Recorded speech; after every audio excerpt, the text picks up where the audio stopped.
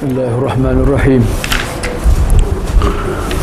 Alhamdulillahirabbil alamin wassalatu wassalamu ala asyrafil mursalin wa ala alihi wa ashabihi ajma'in. Assalamualaikum warahmatullahi.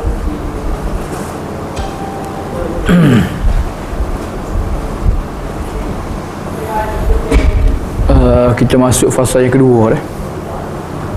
Kalau ikut kitab ni fasa ketiga dah ni, fasa ketiga lah. Iaitu dari dalil perlunya kita memperbetulkan, meluruskan doa. Jadi sebelum kita sebut tajuk baru pada pagi ni, kita boleh balik lah sedikit dah apa yang telah kita belajar pada pelajaran yang lepas. Pada pelajaran yang lepas ada 5 perkara lah, 5 kaedah dah, 5 kaedah. 5 kaedah dalam berdoa.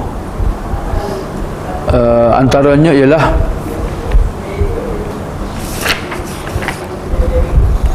yang pertama, haram berdoa kepada orang kafir atau musyrik dengan keampunan. Sama ada mereka masih hidup atau telah mati, tak boleh doa dah. Maka lil musyrikina walladzina amanu ay yastaghfiru lil musyrikina. Maka lin nabi walladzina amanu. Tidak patut bagi nabi dan orang yang beriman mereka memohon keampunan untuk orang musyrikin. Walau kanu ul qurba, walaupun mereka tu orang musyrik tu orang kaum kerabat yang paling dekat, tak boleh dah. Bahkan kita dilarang berdiri dan hadir di pengkebumian mereka, semaya mayat mereka tak boleh juga. Itu yang pertama. Yang kedua, cuma boleh lah doa kalau orang kafir tu buat baik bagi kita, tolong kita, bantu kita, kita doa untuk dia, untuk beri Allah bagi hidayah, boleh. Tapi doa untuk kampung ni tak boleh lah. Yang keduanya,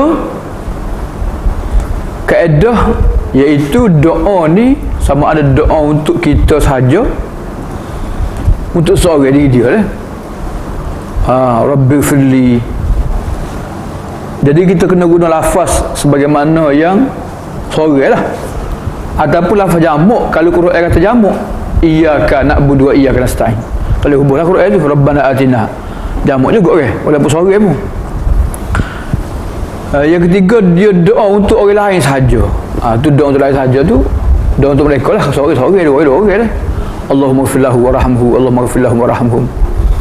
Dan yang keempatnya, doa untuk diri dia dan untuk orang lain. Jadi kena sebut diri dia dulu, barulah doa untuk orang lain lah. Rabbi firli wali walidayya. Dah. Rabbana ighfir lana wa li ikhwanina. Untuk kami dan untuk saudara-saudara kami dah. Yang kaedah yang ke-13. Kaedah yang ke berapa? Pertama, yang kedua, ketiga. Kaedah yang ketiga ialah setiap perkara yang haram dan makruh tidak boleh dimulai dengan zikir atau menyebut nama Allah. Dah, nak nyanyi kita jemput qari dulu, baik baca Quran. Tak boleh. Dah, ataupun kita gocah-gocah orang, kita benar, kita sujud syukur. Tak boleh juga dah. Tak boleh dah kita seolah mempermain-main ke apa dia, menghina nama Allah. Kita buat maksiat tapi kita mulakan dengan zikir dah. Kaedah yang keempat ialah setiap doa kerana mecuk, kerana marah, tak boleh lah. Marah Tuhan. Tuhan, doa biar hancur doa. Tak boleh lah, tak boleh doa kerana kita ni mecuk, kerana marah Tuhan. Tak boleh. Salah dah. Itu sama ada dosa ataupun membawa kepada kufur pada Allah Ta'ala dah. Dan yang akhir sekalinya ialah kaedah yang kelima, iaitu kita kena tahu keutamaan ibadat. Dah, baca Quran lebih utama daripada berzikir.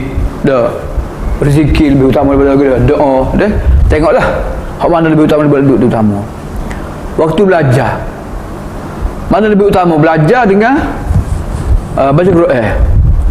Kalau kita ni belajar tahfiz, baca Quran afdal tak? Tapi kalau kita ni habis waktu belajar tahfiz, waktu ngaji fardu ain lain lah. Penuh dengan fardu ain, orang ngaji fardu ain dengan fardu ain. Dah. Waktu rebel baca Quran juga. Tinggal baca Quran tu baca semaya pula lah. Jadi kita kena melakukan satu perbuatan mengikut apa dia perbuatan yang perlu lah. Kita baca Quran tiba-tiba orang lemah air dah. Baca Quran dulu. Dah. Paling lemah orang macam mana? Tinggal baca Quran dulu, kita tolong orang dulu. Ada? Begitulah. Tengok keadaan lah. Suasana yang apakah amalan yang perlu kita utamakan. Okey, habis dah sedikit berkenaan dengan. Jadi maksud dia nya yang terakhir ni kita melakukan ibadat pada setiap keadaan, setiap masa. Bukan soal ibadat aja, baca Quran saja. Aku boleh tahfiz tak boleh belajar. Pada hadis ni tak boleh belajar bahasa Arab ni. Tak boleh belajar bahasa Ain. Mana boleh gitu. Dah. Tak boleh masuk aku mari ngaji tahfiz saja. Tak boleh tidur gitu tak. Tak boleh tidur, tak payah makan. Mari ngaji tahfiz saja. Kan tak payah main kan. Ngaji tahfiz saja. Tak betul tu. Kita manusia kan ada belakang nak tidur, nak makan, nak rehat, nak main. Kan ikut masa dia lah. Waktu tidur. Kan Okey, tajuk baru pagi ni dah. Tajuk baru pagi ni perlunya kita memperbetulkan doa ni. Maksud dia nya banyak ataupun ramai orang ni melakukan cara yang salah. Salah lah. Salah tu sama ada dia tak tahu ke, ataupun dia lebih semangat ke, ataupun dia apa dia terlalai daripada apa dia peringatan ke, macam-macam lah. Okey, sebelum kita sebut perkara-perkara yang perlu diperbetulkan, perkara yang perlu diperbaiki, mukaddimah dia nya ialah tengok sabata min hadin nabi mudawamatuhu ala zikr dah. Tu kita baca, kita terjemah dah Melayu dah.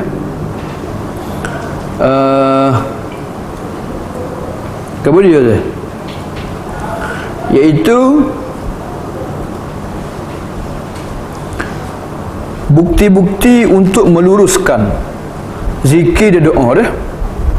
Jelas daripada petunjuk Nabi dah. Dalam kehidupan Nabi ni jelas bahawasanya Nabi ni mengekali berzikir setiap masa. Bangun tidur, dak masuk tandas, apabila Nabi tukar pakaian, Nabi berwuduk, Nabi melangkah kaki ke masjid, Nabi masuk masjid, Nabi sembahyang, dak Nabi berzikir. Setiap masa Nabi berzikir Baginda telah terdidik dengan selalu meminta, berdoa sehingga mengingati Allah setiap keadaan. Memang Nabi ni tu setting dah dia. Muwazzak ni tu setting dah dia. Tu apa dia? Set dah dia. Memang kehidupan Nabi ni setiap masa, setiap gerak-gerik dia ada zikir lah ke.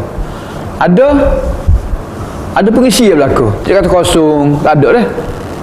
Tak ada. Semua kehidupan Nabi ni Nabi buat apa-apa, kiri ke kanan ke, tak. Nabi mula ke mana satu, semua Nabi buat ni ada adab dia, ada pengisian dia belaka. Semua sekali lah. Tu maksud muwazzak. Muwazzak ni maksudnya tu setting dah Nabi ni. Tu keturut dah Nabi ni untuk melakukan apa-apalah. Jadi Nabi terdidik dengan selalu meminta, berdoa, sehingga setiap keadaan Nabi mengasihi Allah Ta'ala. Karena yazkurullah fi kulli ahyani. Nabi mengasihi Allah pada setiap keadaan masanya.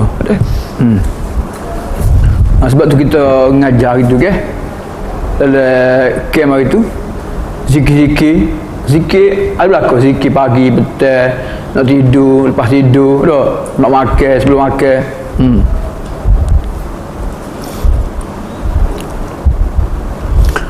Bahkan bukan Nabi saja, bahkan Nabi juga mengajar umatnya berdoa.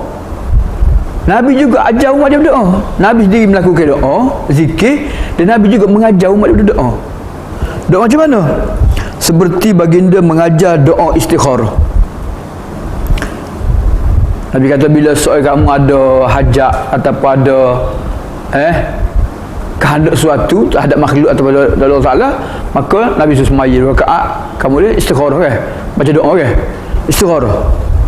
Kemudian Nabi juga mengajar berlindung dari 4 perkara. Ni bila perkara ni bila ni? Lepas pada tasyahud dah. Allahumma inni a'udzubika min azabil qabri min azabil nar wa min fitnatil mahya wal mamat wa min fitnatil masih dajjal. Okay. Nabi minta berlindung daripada 4 perkara ni. Bahkan Nabi ajar juga doa sebelum tidur. Nabi suruh doa sebelum tidur ke? Jadi Nabi ajar ni seperti Nabi mengajar satu surah pada Al-Quran. Maksudnya start pada awal sampai akhir lah. Wattini wazzaitun wa turi sinin wa hadzal baladil amin. Maksudnya start doa tu start pada awal sampai akhir Nabi ajar. Nak mula macam mana, nak akhir macam mana. Doa tu Nabi ajar satu-satu dah. Bahkan ada doa ni Nabi baca, kemudian dah sahabat ikut, Nabi betul balik doa dia. Tu Nabi talqin ke. Nabi ajar betul-betul doa dah. Salah Nabi kata betul mula tu. Wabi nabiyika, bukan wabi rasulika, wabi nabiyika. Nabi betul balik ke. Jadi itu menunjukkan bahawasanya Nabi ni berusaha memperbetulkan dan mengajar doa kepada umatnya. Hadis riwayat Muslim dah. Di samping itu terdapat beberapa perkara yang dilarang oleh baginda. Ni macam mana Nabi memperbetulkan doa dan zikir. Nabi memperbetulkan doa dan zikir dah. Gapo dia perkara hak Nabi tegur supaya zikir kita benar dan betul sebagaimana kehendak Allah Taala dah. Yang pertama dah. Yang pertama, larangan daripada meninggalkan langsung berdoa. Ni Tuhan larang lah. Larangan meninggalkan langsung berdoa, sama ada ketika senang atau ketika susah. Tak doa langsung lah. Ada orang kata doa buat apa? Doa pun sebetulnya juga Tuhan tahu dah. Tak ada doa, tak betul. Memang Tuhan tahu dah. Tapi Tuhan nak setahu mana kita ni minta dengan Tuhan. Dah.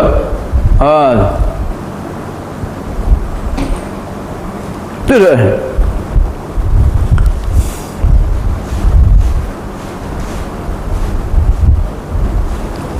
Tengok ayat Quran. Wa qala rabbukum ud'uni astajib lakum. Innal ladzina yastakbiruna an ibadati sayadkhuluna jahannama dakhirin. Surah Ghafir ayat 60. Dan Tuhan kamu berkata, berdoalah kamu pada aku. Tuhan suruh dah. Tuhan suruh doalah kamu pada aku. Astajib lakum, aku akan mustajabkan untuk kamu. Minta. Minta dah. Dia tak minta. Ya Allah, aku ngapa Quran pun baca salah juga. Ngapa-ngapa tak ingat juga. Minta lah ya Allah memberi aku baca betul Quran dah. Dan mudah hafal, mudah ingat lekat. Dak mudah faham ngaji. Dak biarlah aku untuk ngatur dah kelah. Dak tak hanggu-hanggu. Kena. Innal ladzina, kamu itu sebut sesungguhnya orang yang sombong daripada beribadat kepadaku. Maknanya sombong beribadat, maknanya orang itu tak asli berdoa Tuhan. Ibadat sini maksud doa lah. Sesungguhnya orang yang sombong daripada beribadat, berdoa kepada aku, maka saya dakhuluna, mereka akan masuk ke jahannam dalam keadaan hina. Ustaz ingat ada secara rancangan agama lah, Ustaz Abu Hasaddin, dia baca ayat ni lah. Dia kata orang tak sedok pas semaya. Tak betul. Saya bukan orang tak sombong tak sedok mana pas semaya dia bangun. Dok semaya tu doa dah. Kan Nabi ajar ke lepas pada tasyahud ke doa. Dan sujud berdoa, Rabbi firli berdoa. Semaya tu doa dah. Okey. Jadi maksud doa sombong doa sini maksudnya orang tu langsung semaya pun doa. Doa pun doa. Dia tak doa dengan Tuhan sehingga dia berdoa dengan makhluk. Minta dengan orang dalam kubur, minta dengan orang mati, minta dengan jin. Itu maksud. Saya dakhuluna jahannam dakhil. Mereka yang sombong pada beribadat kepada Allah, tak sedoa langsung, ataupun orang itu tak sedoa kepada Allah, doa kepada makhluk. Itu maksud orang yang takabur, sombong daripada berdoa, minta kepada Allah Taala dah. Lepas molek tu. Okey, yang kedua, larangan yang kedua ialah larangan meninggalkan larangan yang kedua Yang keduanya, pertama saat ni ke? Saat ni meninggalkan rasa doa. Yang kedua, meninggalkan doa ketika susah dan ketika senang. Senang pun susah, ketika senang. Ada orang ni dia hanya berdoa ketika susah saja. Ketika susah doa tu, ketika senang ni dia enjoy, yahu dia bergembira lah, lupa berdoa ketika gembira, ketika senang. Ketika susah doa. Kalau dia accident, kau sakit kau, dia doa kan tu dah, dia susah, dia miskin, dia doa lah. Tapi ketika dia kaya, dia lupa lah. Sebab tu Allah berfirman, wa idza masal insana dhurru da'ana li jambihi aw qa'idan aw qa'ima. Ini Ustaz tinggal ni terjemahan dia. Bila manusia ditimpa oleh musibah, kesusahan, maka dia menyeru kami ketika tidur, ketika duduk, ketika berdiri. Kalau sakit, doa sama. Doa sama, minta sama Tuhan, ya Allah, anak dia sakit kau, dia accident kau, doa sama. Tapi ketika susah tak ingat doa. Memang gitu. Memang perangai manusia gitu. Manusia ni susah dia doa. Terus dia doa. Disebut ka'allam yad'una ila dhurrim masah. Bila kami angkat daripadanya kesusahan, maka dia pergi pakai gigi. Tak ingat Tuhan dah. Seperti tak pernah dia menimpa, dia ditimpa kesusahan dah. Jadi kita disuruh berdoa ketika senang dan susah. Senang berdoa juga, susah doa juga. Jangan doa tu susah saja. Tukar susah kat panggil orang mai ajak. Panggil orang mai ajak lah, suruh orang doa lah. Tukar senang tak kabar diri je. Tukar senang panggil orang mai di ke barat lah, mari orang nyanyi karaoke lah. Pula. Jadi perbuatan mereka ni menyalahi dengan petunjuk para nabi-nabi. Yang mana nabi-nabi ni innahum kanu yusari'una fil khairat.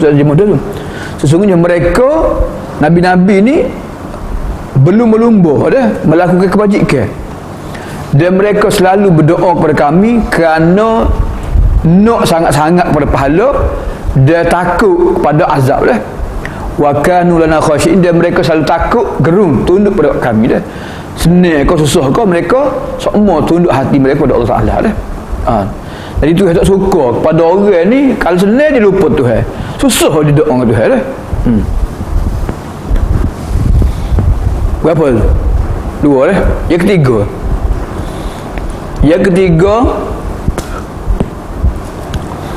Yang ketiga, larangan daripada merasa lemah dia bermalas-malasan untuk berdoa.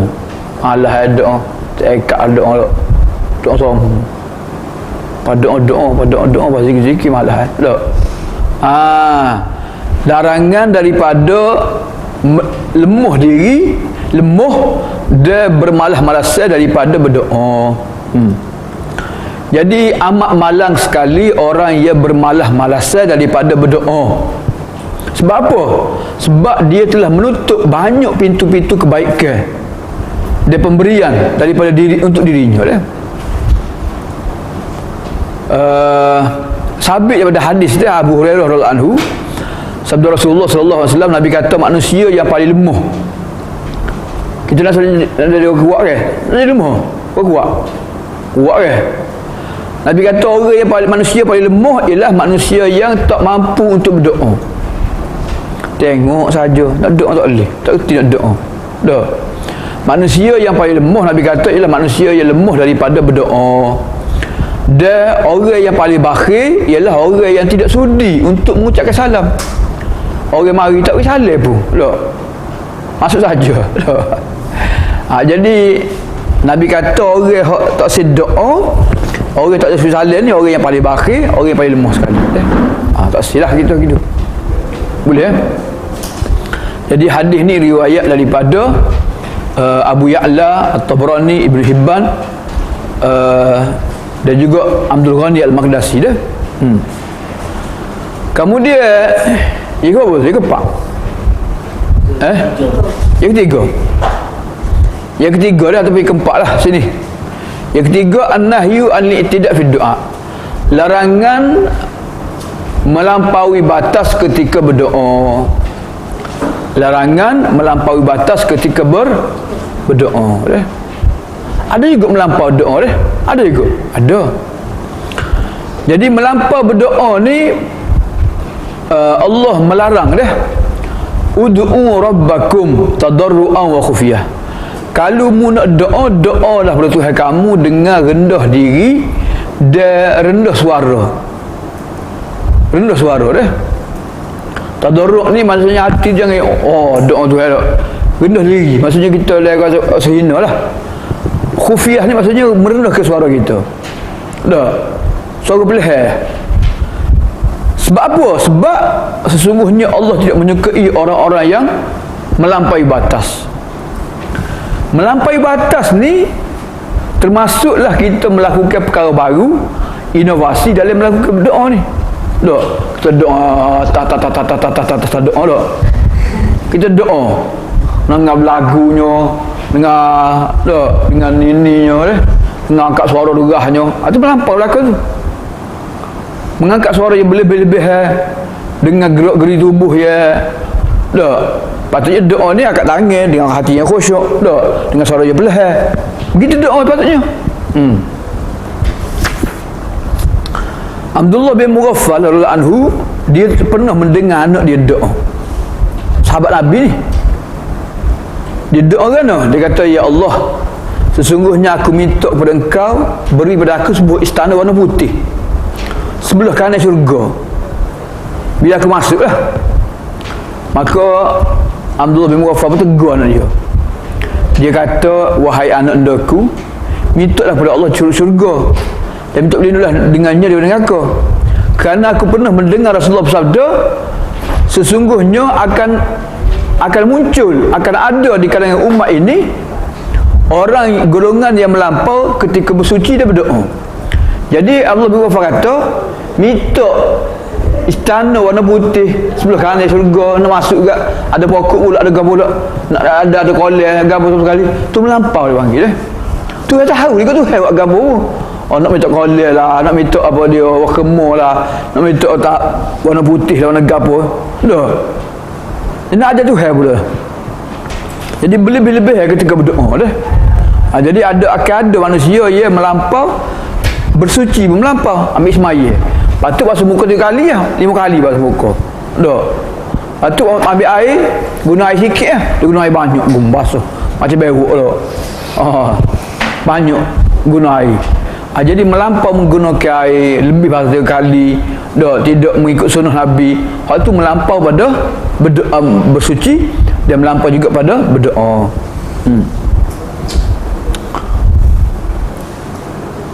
Okey. Yang seterusnya, yang keempat yang keempat termasuk juga kesalahan yang selalu berlaku ialah meminta kepada selain daripada Allah. Meminta berdoa kepada selain daripada Allah Ta'ala.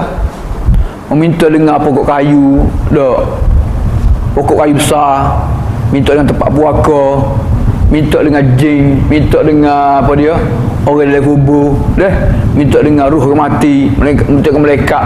Tu semua sekali tu salah berlaku Dia kesalahan ni bukan kesalahan biasa ni, kesalahan berat ni. Inilah melampau yang paling teruk ketika berdoa.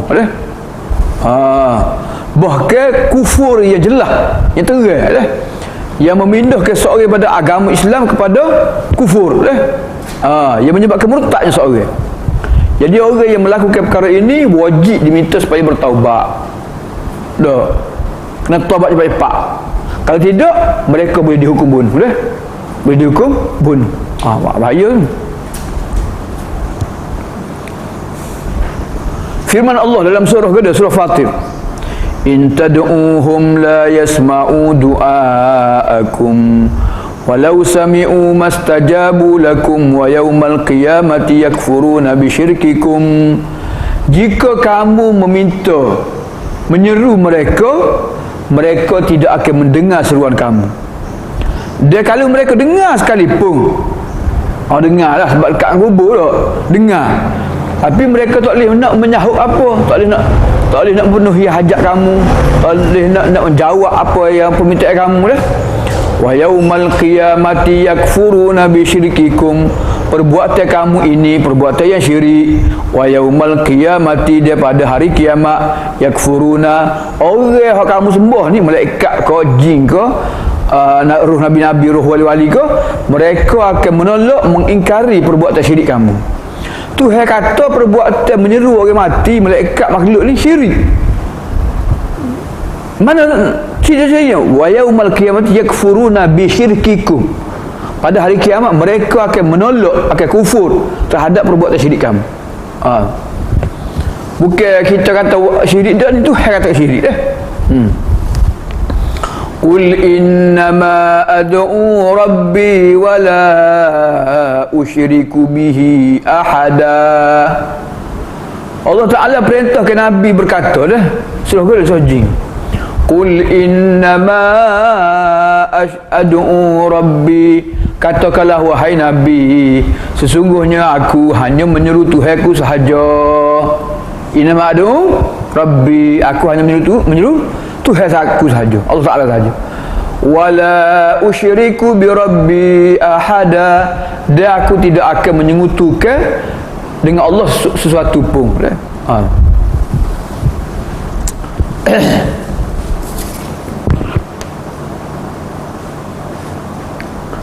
Jadi berkenaan dengan tauhid fil doa fil ibadah ni, kita akan huraikan lebih panjang lebar lagi. Tajuk berkata lah, insya-Allah taala dah. Berapa dah? Nombor berapa? Nombor 5 dah. Antara kesalahan yang selalu berlaku ketika berdoa juga ialah saat ni lah, kita cuba memperincikan, minta satu persatu. Ya Allah, aku masuk ke dalam syurga, aku nak makan lagi burung, nak makan donat dalam syurga, nak makan nasi kabu, nak makan nasi belauk. Tak. Kemudian aku nak pakai baju sutera, tak, warna putih. Aku nak mutus sah buah, nak kereta sport. Jadi minta satu-satu dengan Tuhan dah. Jadi meminta secara terperinci juga, ini termasuk tidak lah. Ataupun ya Allah, mintalah aku berlindung daripada neraka, daripada air air panah, air nanah, daripada makan buah kuldi, buah berduri, daripada aku dipukul siksa dengan rantai-rantai, dengan tuku-tuku kursi dah, daripada malaikat yang backing sekali. Tak perlu dah kita minta berlindung dengan Allah daripada neraka, sudah cukup dah, tak perlu sebut sesuatu dah. Tak perlu ajar Tuhan lah, tak perlu ajar Tuhan dah. Sebab itulah Aisyah radhiyallahu anha berkata, Rasulullah SAW suka memilih doa-doa yang jami'. Jami' ni doa yang ringkas dan padat. Tu. Dia Nabi meninggalkan doa-doa yang lain. Sebab itulah bila turunnya ayat Quran, Rabbana atina fid dunya hasanah, Nabi baca doa tu lah. Nabi tak baca doa banyak-banyak je. Rabbana atina fid dunya hasanah Nabi baca. Sebab apa? Sebab doa tu mengumpulkan semua kebaikan.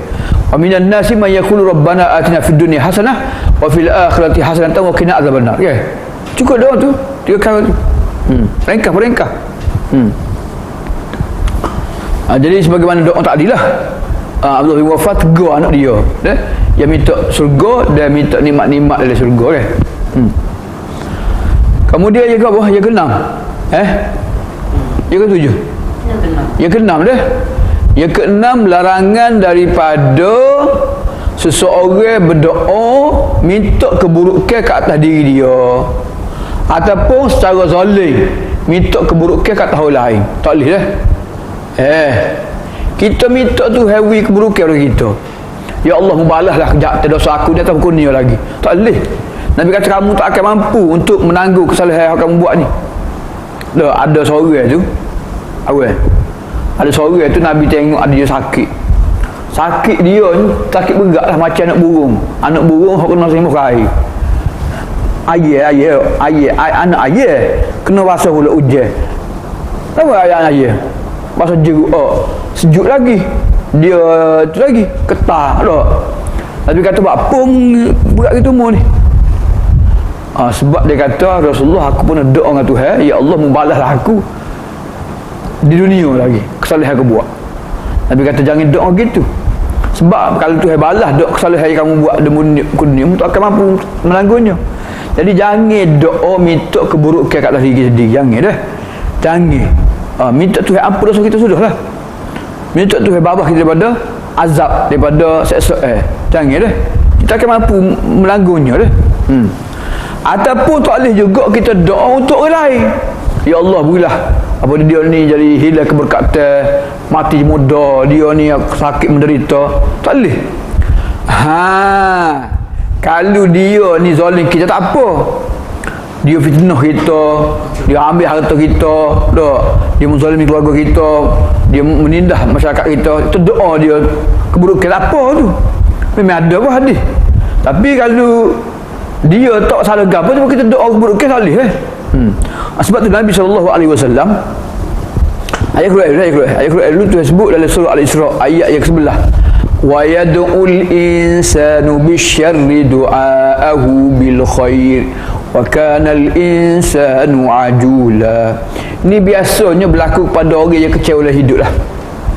Bila dia ditimpa musibah, Tuhan uji dia mecok, nak marah, tak, biarlah Tuhan aku mati-mati akulah, Tuhan aku susah lagi lah, tak. Ni ada manusia doa gitu lah. Dia kata wa yad'ul insanu, dia ada manusia yang berdoa, yang meminta dengan kejahatan sebagaimana dia meminta dengan kebaikan. Lorak manusia tu, dia kata lorak gopoh kapah manusia ni, gopoh dah. Tak mikir dulu nak minta gopoh-gopoh dengan Tuhan lah. Kata Tuhan boleh bagi kan dah benar ke? Jadi Tuhan marah lah. Jadi orang yang mecok ni mutazajir, orang yang marah pada diri dia ni, doa kat atas diri dia dan keluarga dia, anak-anak dia dengan keburukan. Sebagaimana dia juga pernah berdoa untuk mendapat kebaikan. Ni hasil bersikap apa dia sifat gopoh manusia sehingga dia sanggup minta kejahatan. Jadi ini termasuk melampau batas dalam berdoa. Kemudian pengaruh yang kita mari satu hadis satu cerita. Cerita ni asal-asal dengan cerita ni ialah Ummu Salamah radhiyallahu anha. Ummu Salamah suami dia nama dia Abu Salamah. Rasulullah masuk ke rumah Abu Salamah waktu Abu Salamah baru meninggal dunia. Waktu tu baru meninggal dunia, terbeliuk mata dia, terbeliuk, tengoklah kat atas, buka mata dia. Jadi Nabi pun pergi agak tutup mata dia. Nabi pun kata sesungguhnya ruh orang mati ni bila dicabut daripada nyawa seorang, tubuh seorang, maka mata akan mengikutnya. Mata akan mandai, mata akan ikutlah. Sebab tu mata naik ke atas. Sebab apa? Sebab ruh naik ke atas. Jadi bila keluarga dia dengar, gegak lah, bising lah, ya menangis, tepik lah. Nabi kata jangan kamu berdoa ke atas diri kamu kecuali kebaikan sahaja. Dia biasa orang Arab, biasalah, tidak orang Arab, orang Melayu bersumpah dia akan minta kejahatan bila berlakunya kematian Kenapa? Kerana malaikat sedang mengaminkan apa yang kamu kata. Kalau kamu kata baik, baiklah. Kalau kata buruk, mereka amin juga. Jadi buruklah kamu dapat. Kamu Nabi pun doa. Nabi kata gini doa, Allahumma ighfir li Abi Salamah, ya Allah ampunlah kepada Abu Salamah, warfa' darajatahu fil illiyin fil mahdiyin, angkatlah darjatnya bersama-sama dengan orang yang mendapat petunjuk, wa khlufhu fi aqibihi fil ghabirin, gantilah dia dengan orang keluarga masih tinggal ni dengan orang yang lebih baik. Mana jadi kau lain lah, anak sulung dia ke, pak saudara dia ke, dak adik-adik dia ke, boleh ganti tempat dia ni, dak atau orang lain ke. Waghfir lana, ampunlah bagi kami dan untuknya wahai Tuhan Rabbul Alamin. Ini doa Nabi dah. Jadi doa ni kita boleh baca bila kita mendengar dan mendapat tahu berita orang yang baru-baru meninggal dunia. Baca doa dah. Sebelum dikebumikan, sebelum diuruskan banyak dia dah. Doa dia dah Nabi ajar. Wafsah lahu fi qabrihi, lapangkanlah untuknya dalam kuburnya dah. Wa nawwir lahu fihi, dan berilah cahaya kepadanya dah. Itu doa Nabi, doa yang terbaik lah, doa Nabi dah. Hadis riwayat Muslim dan Abu Daud dan Nasai, Ibnu Majah. Jadi hadis ni nya mengajar ke beliau Pengajaran dia ni Nabi larang jangan kita doa minta keburukan kat atas diri kita, kat atas keluarga kita. Walaupun dalam situasi yang menyedihkan sekalipun. Ada keluarga kita ni rumah kita terbakar ke, keluarga kita kemalangan ke, ada kematian ke, jangan doa keburukan dah.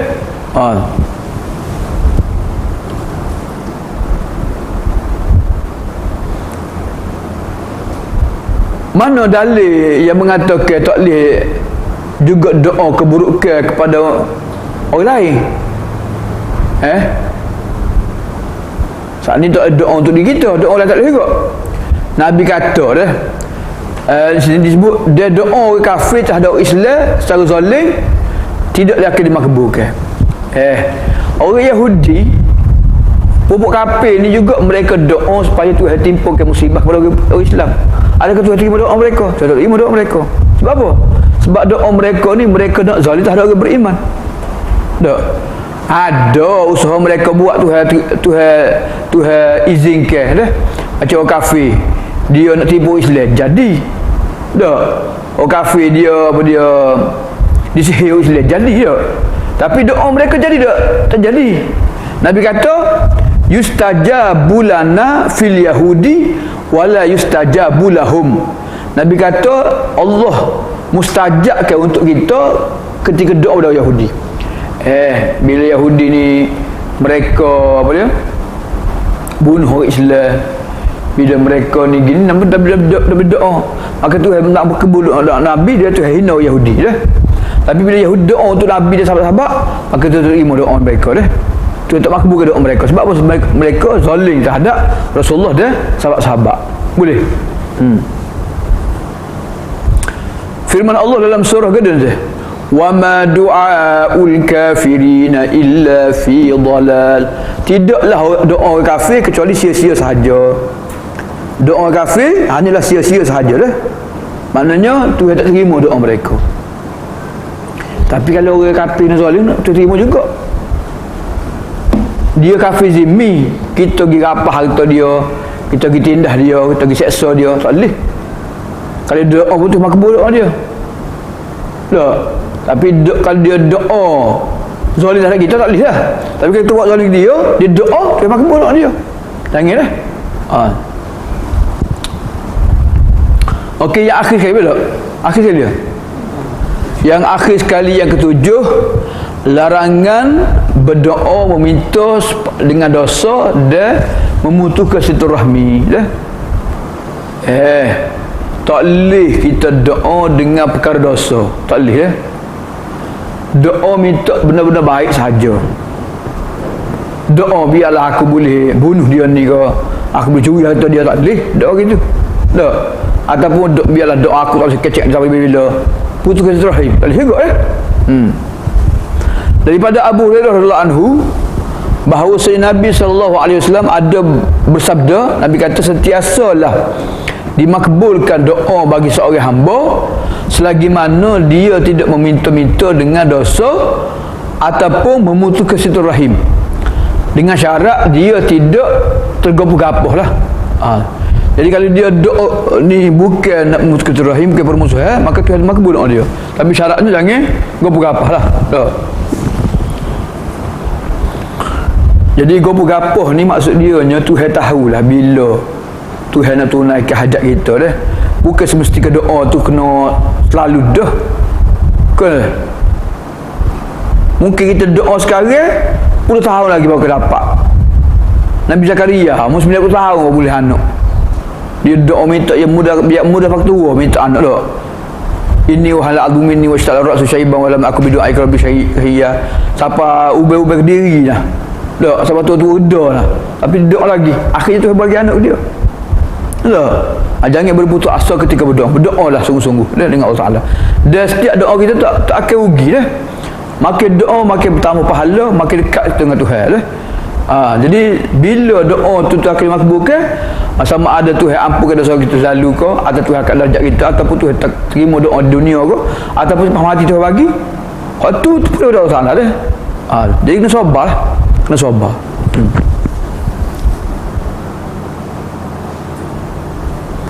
Jadi yang akhir sekali hadis dah. Ubadah bin As-Samit lalu kata, Rasulullah bersabda, tidak ada di atas muka bumi seorang muslim yang berdoa kepada Allah satu doa kecuali Allah tetap akan beri kepadanya dah. Atau Allah akan halang daripadanya keburukan seumpamanya, dengan syarat dia tidak meminta dengan dosa atau memutus silaturahim dah. Selagi mana dia tidak dia tergubur apa, dia berkata aku doa dah tu tak makbul juga, doa tak makbul juga dah jangan doa gitu dah. Jadi hadis riwayat Tirmizi di Al-Hakim. Jadi tak rugi orang yang berdoa dah, teruskan berdoa dan istiqamah lah, yakinlah insya-Allah dah, dan kita kena bersangka baik terhadap Allah Taala dah. Jadi itulah 7 perkara, 7 perkara yang menjadi kesilapan atau kesalahan yang selalu berlaku ketika berdoa, dan kita kena ingat 7 perkara ni kita kena jauhi, kena hindari ketika berdoa, dan Nabi tegur kita, Nabi perbetulkan dah. Ada lagi insya-Allah dah, ada 10 perkara lagi Nabi tegur yang perlu diperbetulkan. Insya-Allah taala kita akan sambung pada siri akan datang insya-Allah taala dah. Itu saja aku qauli hadza wa astaghfirullah li wa lakum. Assalamualaikum warahmatullahi